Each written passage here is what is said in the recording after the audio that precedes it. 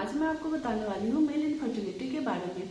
कई बार कई कपल्स ऐसे होते हैं जिससे 1 साल से ट्राई कर रहे होते हैं, बच्चा कंसीव नहीं होता है, तो वो सिर्फ अपने फीमेल कपल को ही दिखाते हैं डॉक्टर से और खुद को वो नहीं दिखाते, क्योंकि उन्हें लगता है कि नहीं मेरे अंदर तो कोई कमी ही नहीं है। लेकिन ऐसा बिल्कुल भी नहीं है। जब भी अगर आपको बेबी कंसीव नहीं हो रहा हो तो आप एज अ कपल दोनों ही दिखाइए अपनी डॉक्टर को।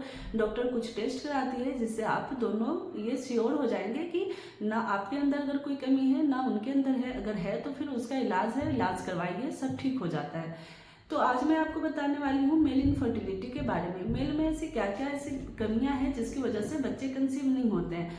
सबसे पहले, अगर कोई मेल कपल है जो स्मोकिंग कर रहे होते हैं, अल्कोहल ले रहे होते हैं या बहुत ज़्यादा उनका फास्ट फूड इनटेक है, तो इसकी वजह से उनका जो स्पर्म काउंट होता है स्मोकिंग की वजह से, अल्कोहल लेने की वजह से बहुत कम हो जाता है। उनका जो स्पर्म की क्वालिटी है, उनकी मॉर्फोलॉजी है, वो खराब होने लगती है, कम होने लगती है। तो सबसे पहले अगर आप स्मोकिंग कर रहे हैं तो आपको स्मोकिंग बिल्कुल ही छोड़ना होगा, नहीं तो ये आपके स्पर्म काउंट को धीरे धीरे कम करेगा। दूसरा, अगर आपको डायबिटीज है, ट्यूबरकुलोसिस है, तो उसमें या आपको कैंसर जैसी बीमारी होती है, ब्लड कैंसर है, इसमें भी आपका जो स्पर्म होता है वो धीरे धीरे बहुत ही उसकी क्वालिटी और क्वांटिटी कम हो जाती है, खत्म हो जाती है। तो इन सब चीज़ों का भी आपको ध्यान रखना है। अगर आपको ये इनमें से कोई भी चीज़ नहीं है, स्मोकिंग नहीं कर रहे हैं, तो फिर भी आपको अपने डॉक्टर को दिखाना है। डॉक्टर आपका एक टेस्ट कराती है जिसको हम सीमेनल एनालिसिस बोलते हैं। ये 3 डेज एब्स्टिनेंस के बाद होता है, यानी कि 3 दिन आपको सेक्सुअल इंटरकोर्स को अवॉइड करना होता है। उसके बाद अपना सैंपल देना होता है, अपना सीमेन देना होता है, जिसमें हम लोग ये टेस्ट करते हैं कि आपका जो स्पर्म काउंट है वो नॉर्मल है कि नहीं, उसकी मॉर्फोलॉजी नॉर्मल है कि नहीं, या उसमें डेड सेल तो नहीं है। तो ये सब देखने के बाद फिर हम आगे ट्रीटमेंट को प्रोसीड करते हैं। तो फर्स्ट विजिट में ही आप अपने आप को भी दिखाइए, ये टेस्ट जरूर कराइए। जब आप अपना सैंपल देते हैं तो उस सैंपल में उसकी वॉल्यूम जो है, जो सीमेन की वॉल्यूम होती है, वो स्पर्म वॉल्यूम वो 1.5 ml से ज़्यादा होनी चाहिए। सीमेन बिल्कुल अलग चीज़ है और स्पर्म जो होता है वो सीमेन जो आपको दिखता है नेकेड आई से वो सीमेन होता है, और सीमेन के अंदर छोटे छोटे कीड़े होते हैं जिसे हम लोग स्पर्म कहते हैं। तो ये दोनों चीज़ बहुत ही अलग है। तो अगर उसका वॉल्यूम जो है 1.5 ml से ज़्यादा होना चाहिए, तभी जाके ये हम लोग नॉर्मल मानते हैं। अगर इससे कम है तो आपके अंदर स्पर्म की कमी है।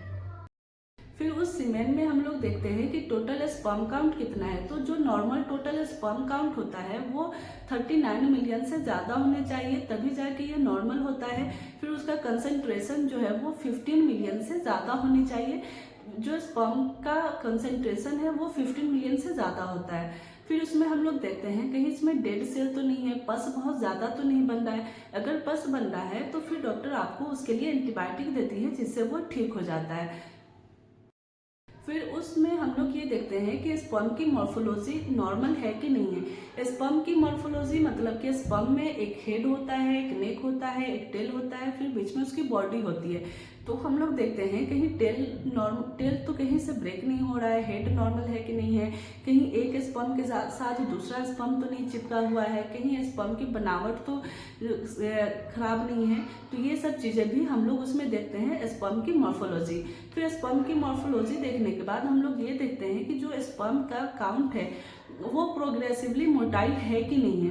प्रोग्रेसिवली मोटाइल मतलब कि वो ऐसा तो नहीं कि अपनी ही जगह पे सिर्फ हिल रहा है या वो बहुत तेजी से आगे बढ़ रहा है। अगर कोई भी स्पर्म अगर बहुत तेजी से मूव करता है, आगे बढ़ता है, तो हम लोग बोलते हैं कि ये स्पर्म नॉर्मल है, ये प्रोग्रेसिवली मोटाइल है। तो कम से कम वो 32% से ज़्यादा वो मोटाइल होना चाहिए, तभी जाके हम ये नॉर्मल मानते हैं।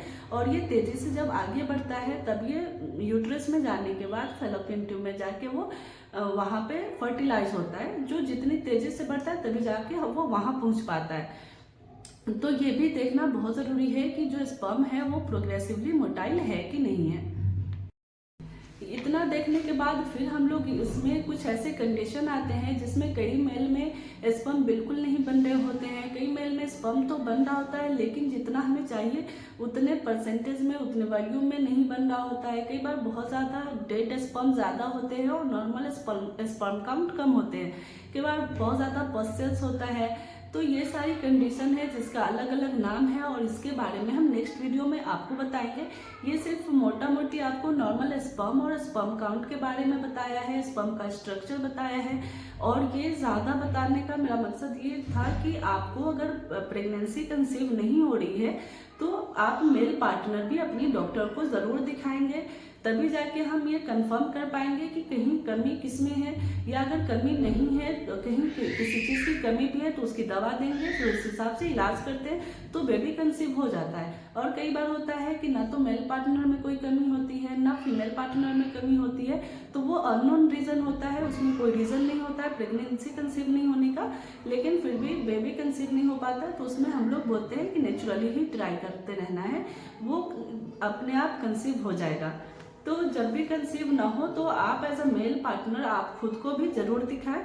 फिर नेक्स्ट वीडियो में मैं आपको बताऊंगी इससे रिलेटेड कि जैसे एज़ोस्पर्मिया है, स्टेनोस्पर्मिया है, ये सारे जो नाम हैं, कौन कौन से ऐसे कंडीशन है जिसमें आपका स्पर्म कम रहता है, स्पर्म काउंट कम है, डेड सेल ज़्यादा है, डेड स्पर्म ज़्यादा है, नॉर्मल स्पर्म कम है, ये सब बारे में मैं आपको नेक्स्ट वीडियो में बताऊंगी।